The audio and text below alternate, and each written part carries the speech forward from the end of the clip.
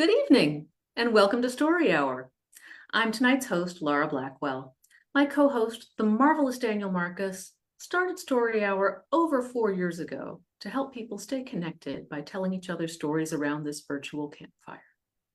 Welcome back to those of you returning, and welcome to those of you joining us for the first time. As always, we have two writers reading their own wonderful work.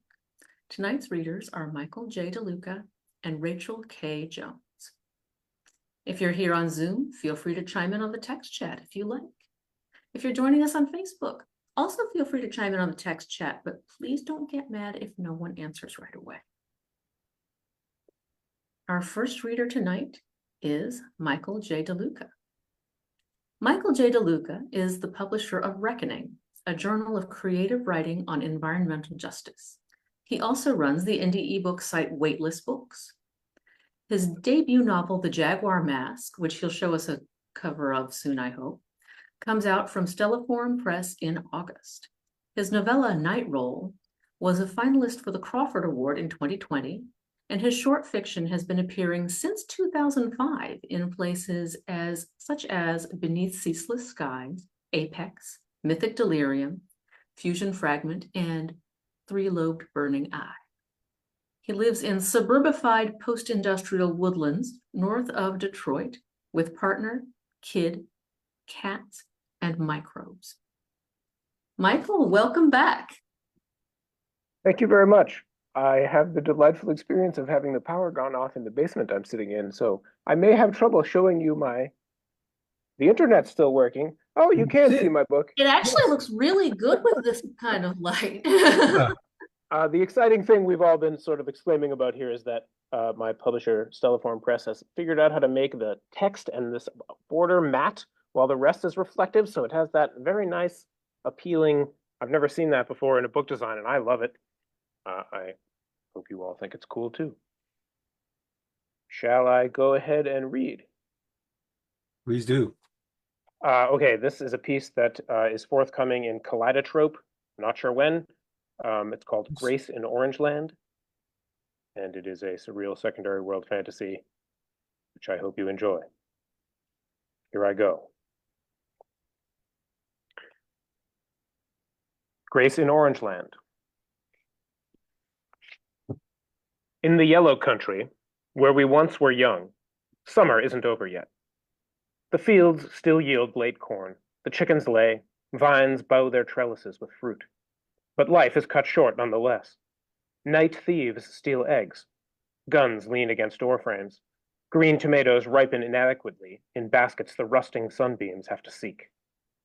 The wise think of that future when pickles finish pickling, cider matures, and the lost are forgotten. The young, though, the strong, the naive, the princess foremost among them, think of Orangeland. And daily, hourly, they defect. In Orangeland, people carry chainsaws everywhere, and we, who can no longer call ourselves people, retreat to the trees, hiding, burrowing, hoarding. We squirrels count ourselves among the wise, even the visionary, since our transformation, though in the yellow country no place for us remains. Such is life.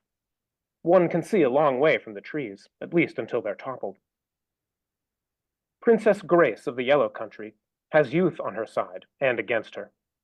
Time seems longer to the young. Endings happen with greater finality. This, according to her new maid-in-waiting, former best friend Marie, is why the people chose her to try to stem the tide of exodus. They wanted someone who would grieve for those lost to that beckoning border. Grief, it was believed, would lead her not so far astray as stoicism. And she does grieve. Too much, if you ask Marie. She grieves not only for lost friends, but their families. She grieves for the fields left behind, the corn there's no one left to eat. She despairs at the task they have set her.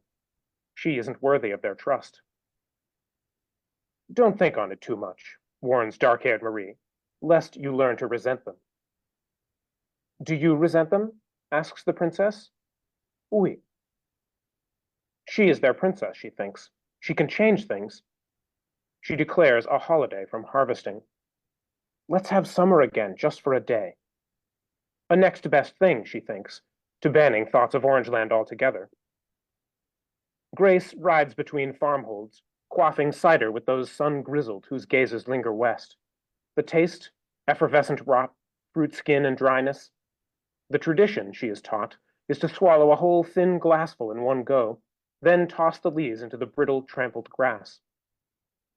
It goes back to the earth that way, says Gus, whose brother George went a month ago and hasn't come back.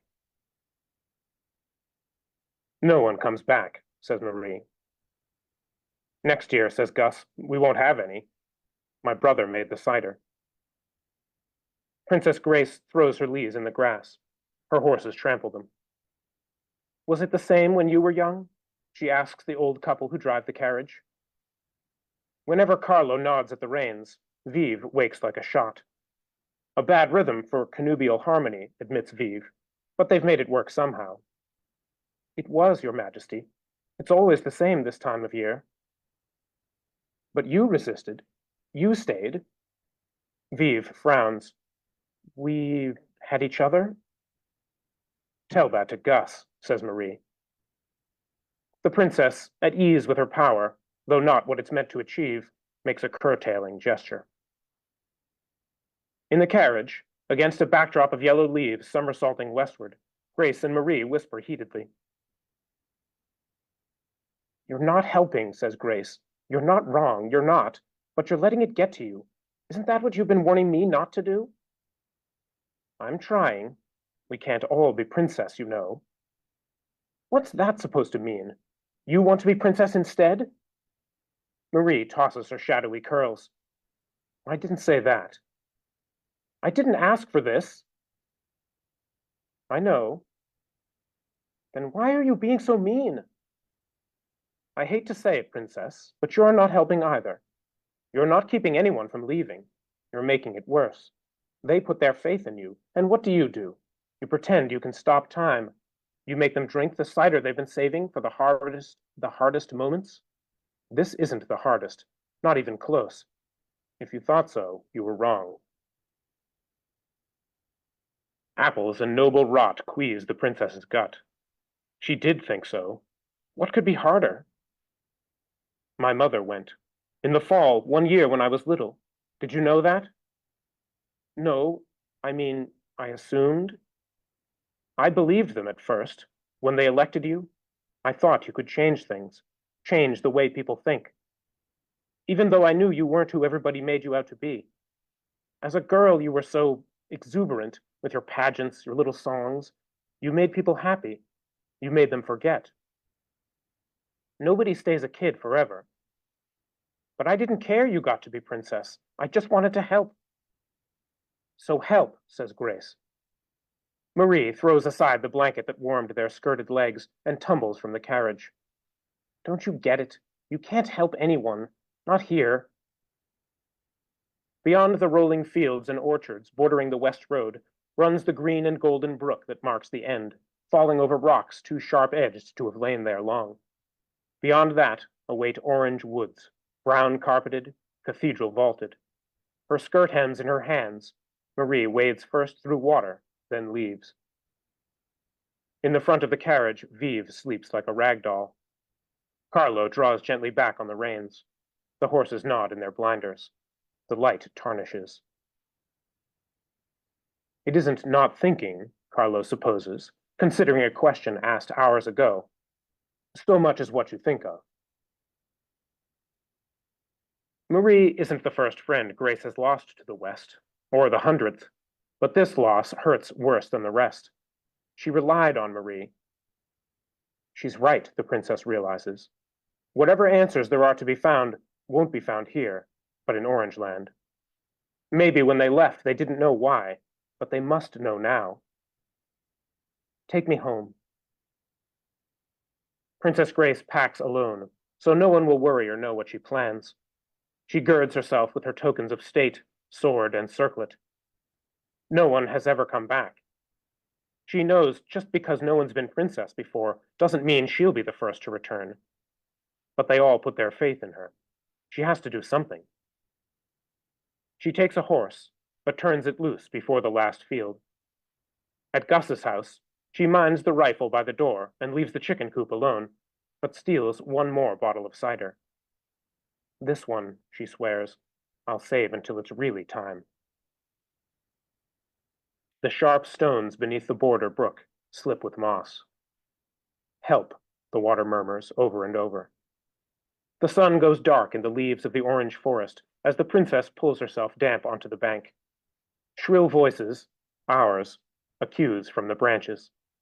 On a chill wind, she smells smoke, spicy and invigorating. There's no sign of Marie. But the queen of Orangeland approaches, clothed in a scorched and smoldering dress the colors of fire. We watch from the trees, we who no longer call ourselves people, since we came and were beaten. A princess in Orangeland?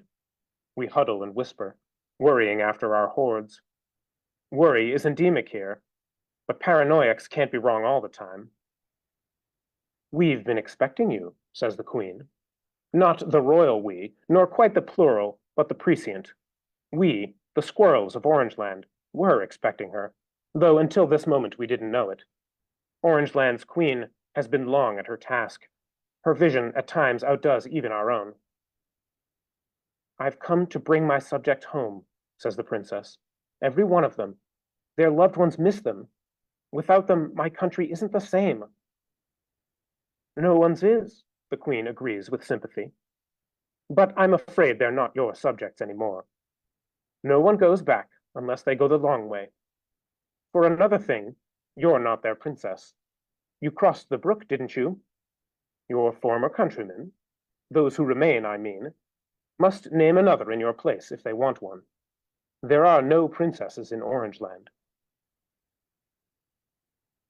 Hurrying to match the queen's long, graceless strides, Grace looks back on the yellow country. Beyond the jagged little brook, the fields have gone flat, painted scenery in a play. Already she wonders how any place could have been so bright. But they're here somewhere, aren't they? Everyone who left my country? The queen shrugs, a helpless gesture. Unless they've gone on. On? Oh, Orangeland has borders too, though you'll struggle to find them. What is it the cartographers say? That way lies death? And she jerks a thumb west. Pausing for breath beneath a torched tamarack, Grace smooths back green onion-skin skirts from toes already dry. She sniffs the air, the ashes curling past like snowflakes. She's here. It's too late to go back. Orangeland, it's easy to see, is no place for idling. One must move to keep warm, if nothing else. And it's not as if she didn't come prepared. She touches the thin, gleaming blade at her hip, then her circlet, its chick-colored stone. In the distance, trees creak, saws cackle. No princesses, she calls, but there are queens. The Orange Queen pauses only a moment. People walk a lot in Orangeland. It's a big, restless place. I don't decide who goes or stays, you know. I'm not the one who makes the rules. I just embody them, like you. And what if I don't like the rules? The queen laughs. That's how it's going to be?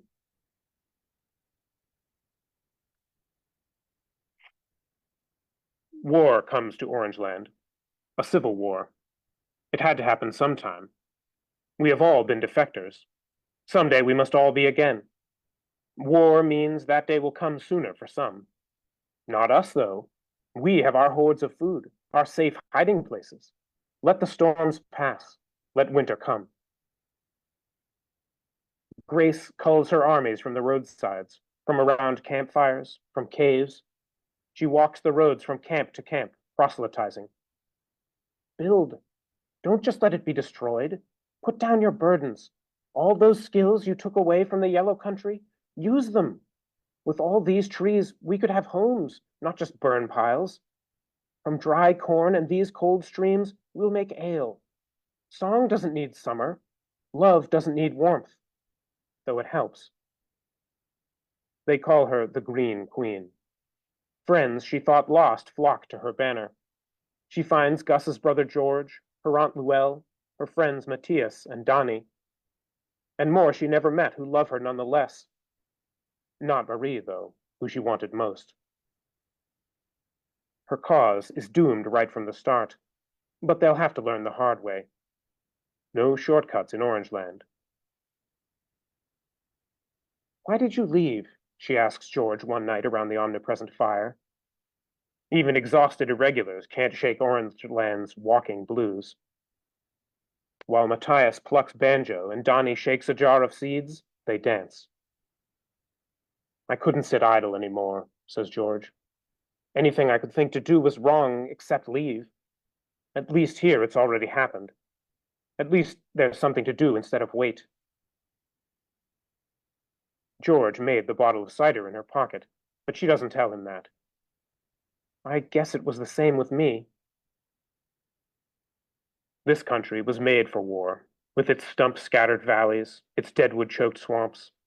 The armies line the ridge-tops, then charge to meet at cold streams. We scamper in the aftermath, scavenging. The Orange Queen gloats. At night, her colors fill the cloud-lined skies, and still the chainsaws echo. Grace's green dress frays. Stains darken it beneath her arms, straw color at the hems. Bits of fabric flake away. Now they call her the Onion Skin Queen. She gives up talking of home or thinking it, except to remember the waiting, the helpless feeling, and to compare it with now. At least we're doing something, she tells them, all of them. Time enough to think of making a home, she tells herself, when it's over, when there's only one queen. At the top of an opposing ridge one afternoon before the end, Marie's hair flies beneath an orange banner. Grace calls to her troops, in their worn work boots and trousers thin at the knees. She draws the little sword, the one her subjects in the Yellow Country gave her at the coronation, the brightest thing in Orangeland that isn't fire. Her troops level pikes made from pitchfork tines and do what they do best. They walk, across the cold stream and up the long slope, against the wind, against the cold current of orange partisans coming the other way with chainsaws. And when they gain the hill, the few who remain find fewer still awaiting them, surrounding Marie and her banner, nothing but burned ridges and white sky beyond. I've been here all the time, you know, ever since this war started. I rallied them against you. Why, says Grace, I only came because of you. Because of what you did back home. You drove me here, and, well, because she said this was the way beyond. You know, to the border. Can't you see there's no beating her? We fight and fight. At the end, she'll be the only one left. She and the squirrels. We know wisdom when we hear it. This is the end, says Grace. Look around. We've won. And she's not even here. When I'm queen, the only queen, I can change things. We can... I'm here, says the old queen of Orangeland, putting aside her pitchfork tine pike and throwing off an ashy hood.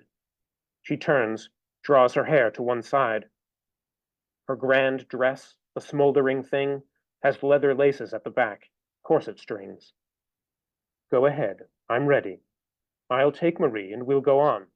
You wear the mantle for a while. Who knows? Maybe another doomed princess is at the east border even now. I don't want your old dress, says Grace. I've got my own. Though there's little enough of it left, just a shift and some fragments. It's hers. Once it was green. The queen shakes her head, her hair like brittle branches crumbling. Orangeland can't have a parchment queen. I'm sorry, but those aren't the rules. Maybe in the next country. I doubt it would last, but then what do I know? I've never been. Go on, if that's what you prefer. Most of your friends are there already. It's true, of course. George fell at the last ridge, or the one before that. Matthias and Donnie went ages ago. Blackwell defected to us, to the trees, as so many had before her. Among the last of the Orange Queen's partisans, Grace recognizes Gus. No hard feelings, Your Majesty? Grace relents. Enough. She rushed into it the last time. Maybe if she'd stayed, she'd have learned to live like Carlo and Vive, to sleep through the hard parts. Though that doesn't strike her as a way to live, not really. Anyway, she's learned to like walking. She digs her fingers into the Orange Queen's laces, feeling for the ends. Everyone says you've been at this a long time. You go on with Marie. I'll stay and see what it's like to be queen here. I'll have to learn the rules. You will. There's no getting around them. It just takes time. They sit and drink George's cider together, swapping the bottle. The lees they toss out in the leaves. Marie and the old queen grind them in on their way west. Gus helps Grace into the dress. Did it work? Wow, that was intense, Michael. Thank you. Oh. Ooh.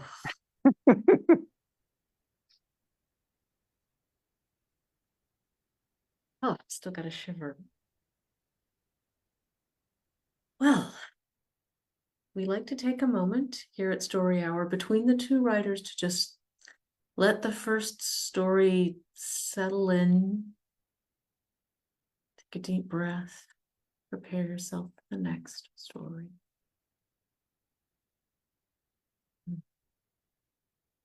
Everyone, that was Michael J. DeLuca, author of the upcoming The Jaguar Mask. Thank you, Michael. Our next reader tonight is Rachael K. Jones in her Story Hour debut. Rachael K. Jones grew up in various cities across Europe and North America, picked up and mostly forgot 6 languages, and acquired several degrees in the arts and sciences. Now she writes speculative fiction in Portland, Oregon. You say Oregon, don't you? Oregon, sorry, showing my roots. Contrary to the rumors, she is probably not a secret android. Rachael is a Hugo, Nebula, Bram Stoker, and World Fantasy Award nominee, and her fiction has appeared in multiple years' best anthologies and dozens of venues worldwide. Her stories can be found in Uncanny, Lightspeed, Beneath Ceaseless Skies, like Michael, Strange Horizons, and all 4 Escape Artists podcasts. Follow her on Twitter at Rachael K. Jones. Rachael, welcome. Thank you for having me. And Michael, I really, really, really enjoyed that story. And I'm very happy. I think I picked something that'll complement it quite well, actually. I'm also going to be reading a secondary world fantasy. This story is called The Fall Shall Further the Fight in Me, and it appeared in the Clockwork Phoenix 5 anthology back in 2018. My story was nominated for the World Fantasy Award the year after that. This entire anthology, by the way, if people are looking to pick up new books, it's all bangers and no skips. It's so great. All the Clockwork especially Phoenixes are like that. Oh my gosh. Yeah.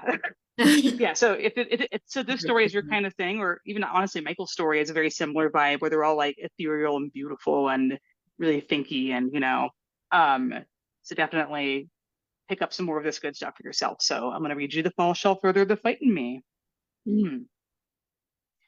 There are things that fly and things that fall.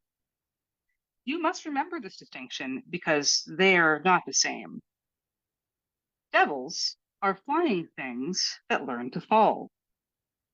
Lovers are falling things that learn to fly. Do not confuse them. Saints do not fly precisely, although they may seem to as they bear prayers up the sky. They merely learn not to fall. It takes long years of repentance to master this art, and even then, some saints fall anyway, like my mother did. I repented of my first sin at the age of 8. I do not remember the reason, but I recall the lonely, still hours in the garden, kneeling among the wild onions, the sun's heat my only company, and warm blood beneath the rose stems wound round and round my wrists. High above the willows, my grandmother cut a dark shape from the sky as slowly she raised a naked foot for the next step. Even then, I dreaded the day I would climb the air to take her place. I feared it more than falling. From the time her feet left the ground, years before my birth, no one had spoken a word to her, lest they cause her to sin and fall.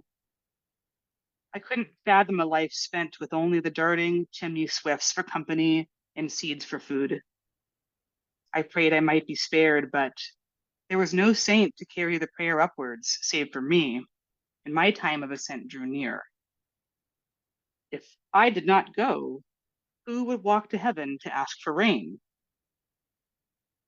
One evening, as I peeled rose stems from my stinging legs, I looked up at the darkling sky and saw a dazzling thing, neither bird nor saint, plummeting toward my garden. Imagine a star falling to earth. From a distance, it appears to fly across the dark shell of the atmosphere. If you are too close, if it is falling straight toward you, it seems fixed like a star whose inner fire is growing brighter and brighter until the illusion breaks and the heat is upon you and the light and the sound and then collision, flesh on stone, flesh on bone. Imagine finding it was not a star at all. A taxonomy of flight. Flying things stay aloft in different ways. There are gliders, floaters, and mab-like things that catch and ride atoms of air. Certain fish glide by leaping with kite-like fins, while spiders make silken parasols and float like balloons. Still others fly on deep, booming music loud enough to stop your heart. These include shooting stars. Some eschew music and ride on light and heat, like the falcons who soar on the ever-changing thermal winds near heaven. Some things only appear to fly, like the sun and moon, which are actually falling like arrows away from the universe's birthplace toward some unknown thing. In the same way, given enough distance, raindrops would become racing comets with tails of ice. Falling is not always failing. She was not like any angel I ever imagined, but I knew her nature by her wings. She had 6, 2 on her left ankle, 1 on her right, 1 sweeping down from each collarbone, and 1 sticking straight out from her back like a stabbing knife. Her feathers glistened, dark as the night sky, black to my brown. Blood slicked her limbs, congealing into black scabs. Jagged white bones protruded from the wreck of her skin. She had too many wounds to count, too many sharp bones for one body. They reminded me of prickles on a plucked hen. When I went to pick her up, I found her unbearably light. I almost lost her to a snatching breeze. She had all the substance of a dead leaf. The taxonomy of falling. There is only one way to fall, toward something. A goal, a destination, a stopping point. Imagine a place where falling is not the law, a realm cloudy with sky people as they sail from island to island in the buoyant air. Their wings all over, too many to count. Whichever direction they throw themselves, they soar like dandelion puffs on an eternal wind. Far below, they see the earth swimming in orange and green and blue. It haunts their legends. They call it paradise and believe their spirits go there in death, never their bodies, whose skeletons are too light and angled to obey gravity. But no one ever goes there. No one falls to earth except through a special act, a miracle, and no one ever quite gets there. Their hatchlings have dreams of plummeting like rockets towards the fast approaching earth, wings outstretched to embrace it, their fearless faces burning with the anticipation of impact. Other times they dream of falling in slow motion, oaring toward the ground in desperate strokes as if all the forces of physics conspired to keep them apart. Only their saints and heroes fall to earth. It is the mark of a holy woman to attempt it. Among them there are ascetics, mad, devoted ones with their sights set on paradise who spend their lives studying the art. The best among them, pious Icarus saints, will bring the earth so close that its scourging, purifying pressure rakes against their scalps before flight yanks them back up to the sky. I thought the angel a strange omen in my time of cleansing. I feared someone would discover her, so I locked her in my hut.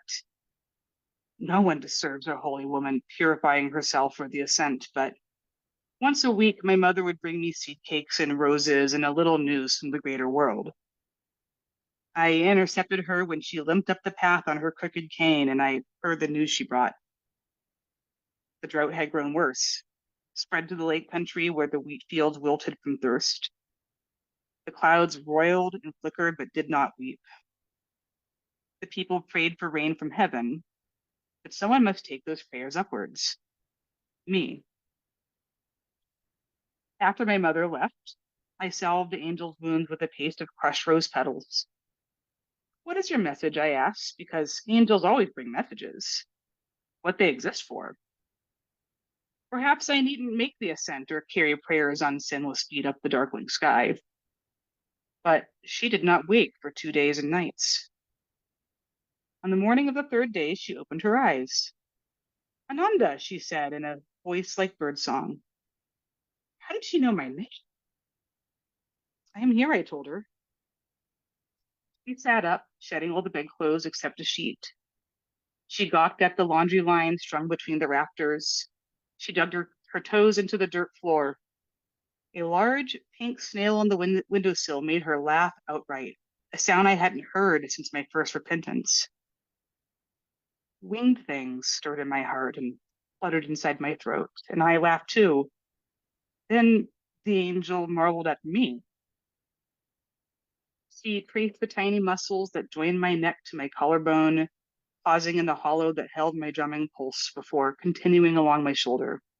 But when she reached the thorny stems of my repentance twisted around my arm, the swollen black scabs, her eyebrows knit together. Her fingers gently picked apart the thorns. I struggled not to gasp or flinch. I bit my lip and focused on the angel instead, her trembling black wings, the sheet that draped her body, and beneath that, rose petals stuck to her skin where I had treated her wounds. She gathered some loose petals and pressed them against my bleeding arm. The warmth of her touch spread through my shoulder and down into my belly, and my mind tumbled like swifts in a gale. I thought I should pull away, but it was already too late. Are you an angel then? I asked, swallowing back the frantic wings beating in my throat. I thought perhaps thou wert, she said. I floated on those rounded syllables and leaned into her breath, her arms, her wings, her everything. My world center shifted and I fell toward it. Then she kissed me. Falling is a kind of attraction. It is grasping gravity to your breast. This is why we fall in love, not fly in it. It took me a week to purge the scent of her kiss, rose stems wrapping my arms and legs. Holy women mustn't love. The sin would weigh me down on the ascent, so I would die before I reached heaven. It took a long time to ascend. Love made my mother fall so hard and fast her body never fully healed from the impact. A fallen saint is worst of all, for she drags the prayers of others to earth with her. Now I must be holy in her stead. I locked the hut's door and slept under the open sky, but the chirping swifts in the eaves kept me awake. Hello, said a voice behind the door. Art thou well? 6 wings thumped against the oak rafters. Art thou there? Is it thee that is in it? I am after falling with an urgent message. Wilt thou open the door? It took my grandmother 40 years to ascend. When I was little, I would watch her on clear days high above the tree line, receding by inches as the ascent sloughed off until she was light enough to take the next step. The chimney swifts fed her on seeds carried from my family's garden, poppy and parsley mostly, and rose hips in the winter. We would lay out sweetened seed cakes on holy days as a special treat, and the birds would swoop low and bear them up. Seeds are the only food a holy woman should eat. Anything else is waste. One day, while pruning roses, I shaded my face but couldn't see her anymore. I ran for my brother and mother, but their eyes couldn't find her either. No one knew how long she had been gone. She had disappeared like a steady star which quietly shuts its eye in the night, unmarked and unmourned. The 40-year drought broke a week later. She was the last saint to make the journey in living memory. Now all their prayers weighed me down. Fall is both a season and an action. So is spring. To spring is to act against entropy, but it is not true flight. It's just another kind of falling. The darling buds of May belong to the earth, not the sky, but you can find them in the sky people's gardens anyway, because the chimney swifts bring them seeds. Now then, thine paradise here, it does not be what I'm expecting to find, sure, she said through the door, voice so low and close, I thought she must be leaning cheek to cheek with me through the wood. Well, what did you expect, I asked, because I was lonely and bored from long hours of repentance. Gods and gardens, whole cities of earthwalkers. Well, we do have cities, just not here, I said. I have to live alone because I'm holy. With our holy women, so they do too. Do I disappoint you, I asked. Well, thou dost not precisely, only, to be sure, her flapping wings stuttered to a standstill, thou dost not seem so happy as I expected thou wouldst. The chimney swift spends its whole life in the air and comes to earth only to build a nest from things caught in the wind, joined together with its own saliva. It sleeps on the wing, drifting in a torpor as it rests. It dreams, perhaps, of falling. A swift isn't sure what would happen if it ever stilled its wings. Perhaps, like certain sharks, it would die if it stopped. Perhaps it would transcend its own nature, become a mad bird saint, hell-bent on betrothing heaven and earth. We chatted through the door whenever I wasn't purifying or repenting. I could feel myself growing lighter each day, light enough perhaps to bear the prayers. My mother had begun her ascent at a younger age than mine. Are you hungry? I would ask the angel. Do you need anything? We shared the seed cakes beneath the gap under the door, one bite at a time. When they ran out, I dug up wild onions in the garden and we ate those. That repentance was easy. Harder, though, to repent of her. What hath the name of thee? She asked me. You know that. You said it once. Ananda, same as my grandmother. It was an odd question. What is yours? Sano. Dark clawed fingers curled under the doorframe like inchworms. Ananda, I have a message for thee. No, please not yet. An angel without a message would have to leave me. I wanted to unlock the door, but I was afraid. The holy women in the sky practice the art of falling in ascending stages. First, an acolyte meditates until she can command each wing to still. This is done in utter silence and isolation, for her wings never rest in life, and it takes immense self-control. Next, she suspends herself over the void and stills her wings, one after another, as many as she can stand. Usually, the first wing will flutter again before she gets through even the first dozen. It's easiest to start with the wings of the feet, but these are also the most impatient and won't pause for long. When all of her wings stop, she will slowly begin to descend. It can take years to fall. If she loses concentration for even a moment, she will jerk upward like a kite in a strong draft, borne up all the way to the cloud cities, and will have to fall again from the beginning. As they fall, the swifts bring them fruits from the earth to weigh them down. Holy women should only eat earth food. Even the acolytes cultivate gardens from the seed of the birds bring. In this manner, the flying people's gardens have become the wildest and most variable in the world. Occasionally, their gardens sprout roses by mistake. It grew harder to stay grounded. I filled my pockets with rocks to hide my lightness from my mother when she limped up the path that week. "Aren't you going to invite me in?" she asked, craning her neck toward my hut. It was a long walk from the village, especially for a lame woman, and we were accustomed to taking rosehip tea for refreshment. It was threatening to rain. We might disturb the nesting swifts," I said. "I'll prepare tea in the garden." I struggled to sit down. I had grown so light already, and the ground shrank from my touch. My skin itched. Already prayers flocked to me, clamping to my skin like mosquitoes, opening the scabs left by the rose thorns. I scratched running sores beneath my sleeves. "It's nearly summer." My mother poured herself a cup of tea. "I began my ascent in summer, you know." It had happened before my birth. My grandmother took to the air the next day, even before she knew if her daughter would survive her injuries. Mm-hmm. A prayer floated on my tea's amber surface, its 10 black legs floundering for purchase, its proboscis extended. I tried to sip around it. "It's a good season for it, don't you think? Weather's nice, plenty of seeds to eat." I remember summer from high over the trees, everything green and growing and the roses in bloom. "Yes, it's very nice," I agreed. Over my mother's head, I caught a flash of wings in my hut's upper window. "And of course, the rain would be most welcome right now during the growing season." What rain?" I slapped 3 biting prayers roosting on my hand. She fixed me with a piercing look. "What do you mean, what rain?"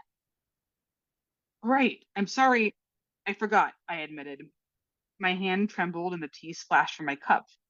When I went to pour myself more, rocks clicked in my pockets and a trickle of pebbles bounced around my feet. My mother gaped at them. "What's this?"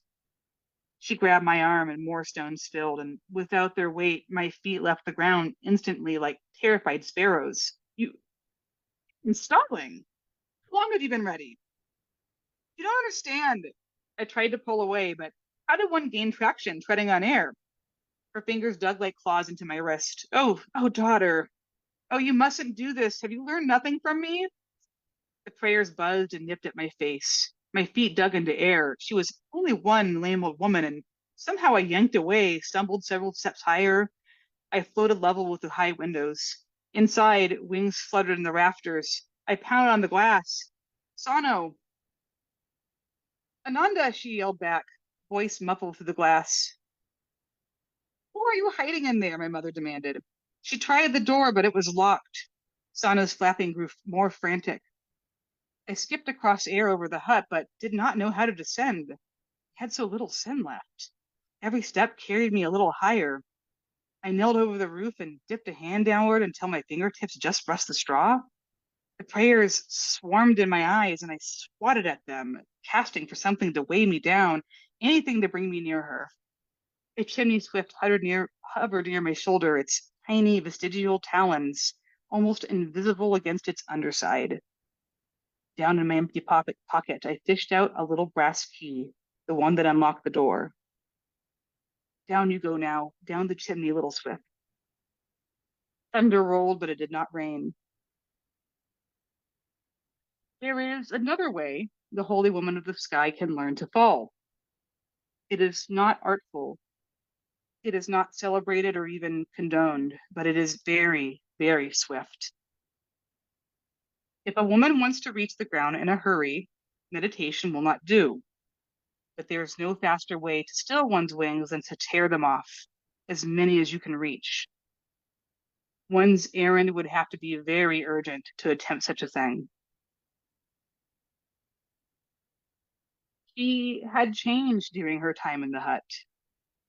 I'd expected her wounds to heal over, but instead, bones had grown like shoots from the many, many holes. Some had even sprouted a fuzzy black down. They all flapped at once. Could just make out Sano's body at the center of the scintillating sphere as she stepped into the yard. Her feet no longer touched the ground. She must have been lighter than me, judging from the speed of her ascent. Ananda, she cried out, is myself that is ascending now? I grabbed at a wing bone as she rose past me. It cut me like a blade, but I pulled her close, grasping her through the feeding flurry until her wings embraced me back. One by one, they ceased their frenetic flapping and rested against me. Slowly we descended, together heavy enough to fall. Don't let go, Sano said. I won't. The saints of earth leave the ground in search of heaven. They step on water and ascend the air. Falling is an art reserved for demons. What if, when the saint reached heaven, the angels were amazed? What if the saint explained that earth wasn't heaven at all, but only another destination? What if the saint's coming caused a great debate amongst the people of innumerable wings? If their priestesses called it blasphemy, but their people, raised on falling dreams, saw a way to paradise? What if lightning were not a natural phenomenon at all, but the war machines of furious angels, weapons against a schism? My grandmother had reached heaven after all. It was years ago when thy grandmother ascending in our midst, so confused, said Sano, and asking, wouldn't we take the prayers from her? But we could not, to be sure. We are not gods or angels. Our toes touched my hut's roof. We hugged tighter, afraid to lose each other. We do not send the rain. We only go to war. Why did you come here? I asked her. Because she said they would have sent another like her, and another until someone showed them their errors. Our priestesses, the rumors they quelled this time, and my people, they convinced thy saint was mad. But if another saint of earth arrives in our city, it will be war for certain. It needs to end. Will you toss aside the prayers of others so easily? Asked thy mother. Oh, you will fall too, and then what will we do? She knelt among the roses, cane in lap, cheeks wet with tears. Pity pricked my heart. My whole life I had been intended to carry their prayers to heaven. They had been no different from my mother, only no messenger came in time to save her from a wasted life, a pointless fall. I clutched Sano tighter. I'm sorry, mother. I won't be like grandmother. I can't. Sano whispered in my ear, let go and trust me. I let go of her waist. The moment we lost contact, her wings fluttered and she rose like a kite. My own lightness bore me up alongside her. Afraid, I clutched at her and Sano gave me her hand. It felt cool and clawed and secure in my palm. Hand in hand, we shot straight as arrows towards the mountains, neither falling nor flying, as long as we touched. There is another way to fall, toward someone. My love and I have become flying, falling things. We have no need of a paradise above or below. We are not saints or demons. We are fallen women. We are broken angels. We have an embrace that anchors, a kiss that soars, and a love that balances entropy. We sow our garden from the seeds the swifts bring us, and whatever grows we eat with thanks. We dine on plums and parsley and rose petal tea. One evening, late in the fall, when leaves paint the ground in sunset colors, Sano points upward and shouts my name. High above, a dark speck floats down from the clouds, an old woman descending, step by careful step.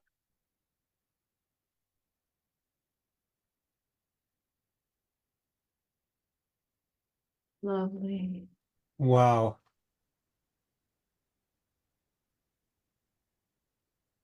I really liked the Swifts. Thank you. Yeah. What a pair of stories. Yeah. Man. That's Both of you really just such lovely work. Thank you so much for sharing it with us. Everybody else out there. Thank you for having us. It's a lot of fun. Yes, thank you. Really enjoyed this. wow.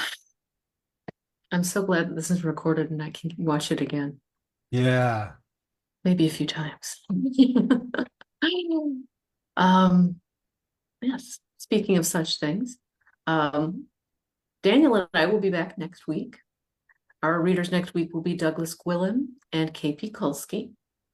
I do recommend checking storyhour2020.com the day of the reading for any announcements, any changes.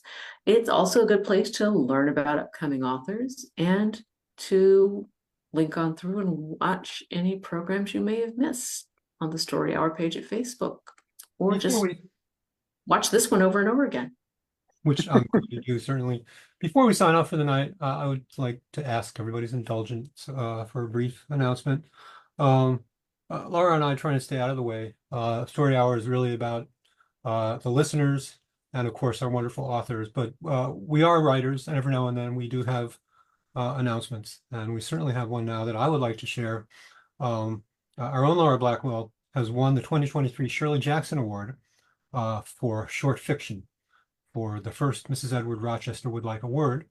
And this was published in Aseptic and Faintly Sadistic, which coincidentally also won the Shirley Jackson Award for Best Edited Anthology. So we are just so excited for Laura. I am just so excited for Laura. And that's it. Just wanted to share that with y'all. Thank you so much, Daniel. I did read that story for Story Hour earlier this year. You did. In January. I can drop the link for that later. You do. So thank you, Daniel.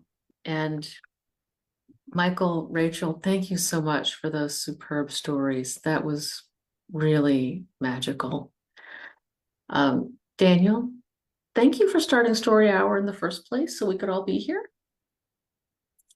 And all of you who are here now in the Zoom, in the Facebook, all of you watching it sometime in the future, thank you for joining us, because as long as we all watch these stories, we're all in the same Story Hour.